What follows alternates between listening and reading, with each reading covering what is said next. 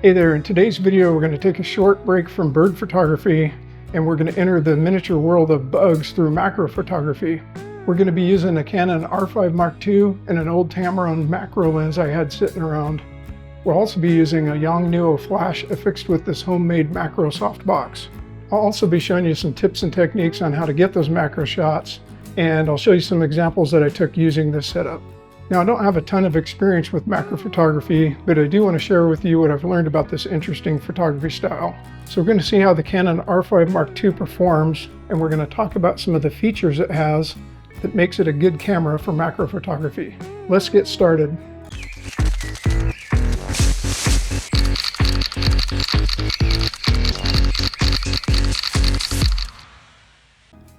Okay, so the lens we'll be using is the Tamron SP 60mm f2 macro. This macro lens came out in 2009 and is an APS-C lens I used back in the day when I was just starting out with my Canon Rebel T3i. It's a true 1:1 macro lens and the focus distance is about 9 inches, so we'll be able to get in really close to the bugs. Now, Canon has an RF 100mm macro lens that would be leaps and bounds better than this lens, but for now this lens is all I have in the macro photography arena. We'll also be using the Canon R5 Mark II, which, as you may already know, has 45 megapixels, which is great for extra details and sharpness. The R5 Mark II has 8.5 stops of image stabilization on board, which works in both video mode and in photo mode. This is an important feature because this particular macro lens has no stabilization. So we'll just make sure that it's activated in the settings here in the red menu, tab number 7, and we'll make sure still photo IS is set to always.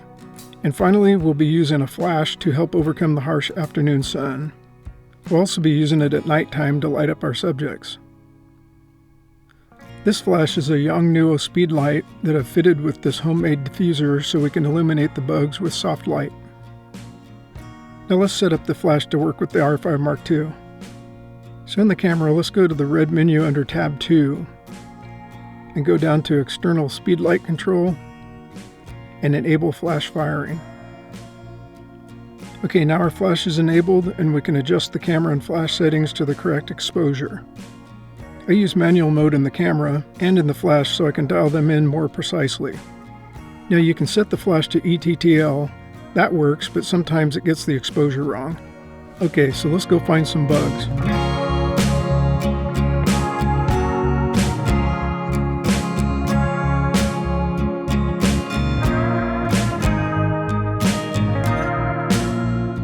Finding bugs and other subjects to photograph for macro photography is quite easy during the spring, summer, and fall months. There's quite an array of plants and flowers during this time of year where the bugs congregate.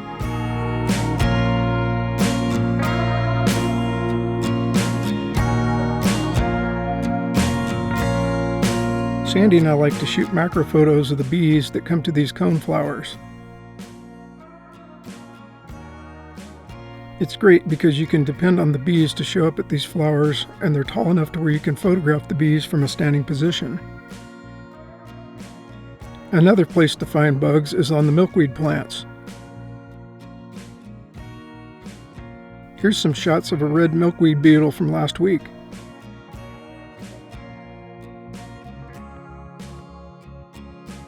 In macro photography, getting close is the name of the game. I move in slowly so I don't startle the bug, and in the sunlight I try to put my shadow over the bug so the flash can light it up more softly and evenly than it would in the direct sunlight. I usually use manual focus for full control and sometimes use the camera's focus magnification to obtain critical focus on the eye. Okay, I'm in manual focus, and how this works is you basically can push forward or pull back to get your subject in focus, and the Canon R5 II has a focus peaking feature that basically turns the subject a reddish color when it's in focus. So once you get it in focus, then you can take the shot, and then basically, yeah, that looks really good.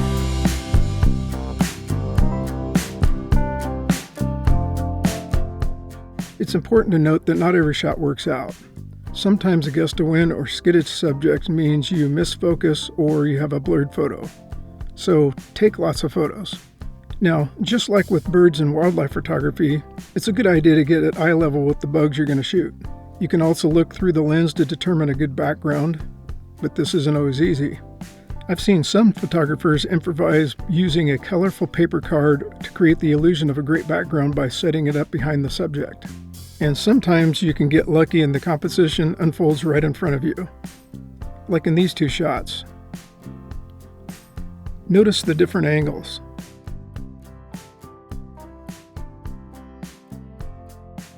And getting into position for the photo isn't always easy either. Sometimes you can stand upright, but other times you may have to kneel or get down onto the ground. Okay, so now when I have a subject that's down really low, and I don't want to lay on the ground, or can't for some reason, then what I want to do is flip out the flip screen so I can get a good view of it, and then I just basically put my elbows into my thighs for stabilization. Then I get down to my subject, and we can get our focus, get in there nice and close, and I'm looking at my viewfinder screen that's articulated out, and basically stabilization. Now I've got good focus. I'm pushing and pulling, like I said, back and forth until my focus peaking indicates that my subject is in focus. Then I can take the shot. Using a camera with an articulating LCD screen in macro photography can help you get photos you would have otherwise missed in many situations due to the tight spaces or wonky angles. One of the good things about macro photography is it can be done in the harsh midday sun or in the complete darkness of night, as long as you have a flash or other appropriate light source. Here's one I took in the midday sunshine using a flash.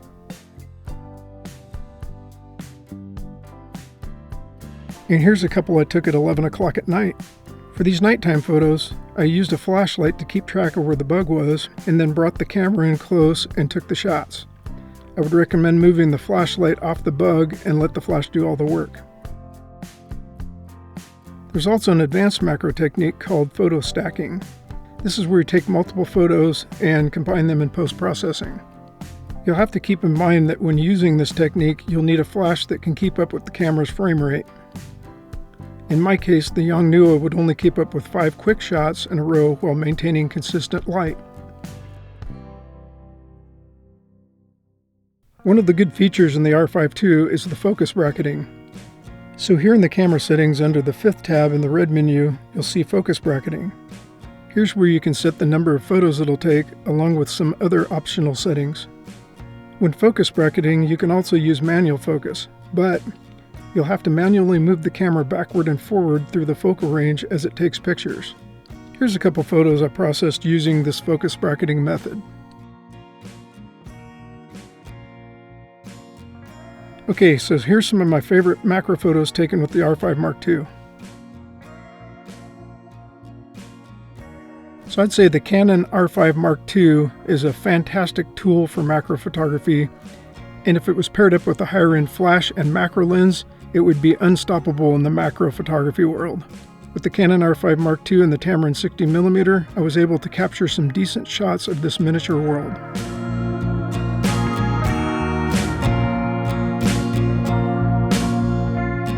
Now, you don't have to have a high megapixel camera to get decent macro photos. For example, here's some shots I took with DSLR cameras in the past.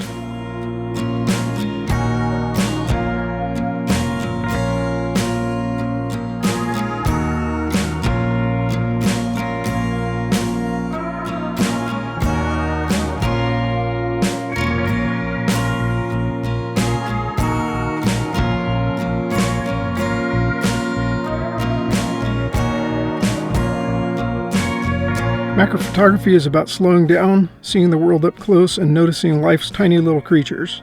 So get out there and discover the miniature world of bugs and take some amazing macro shots.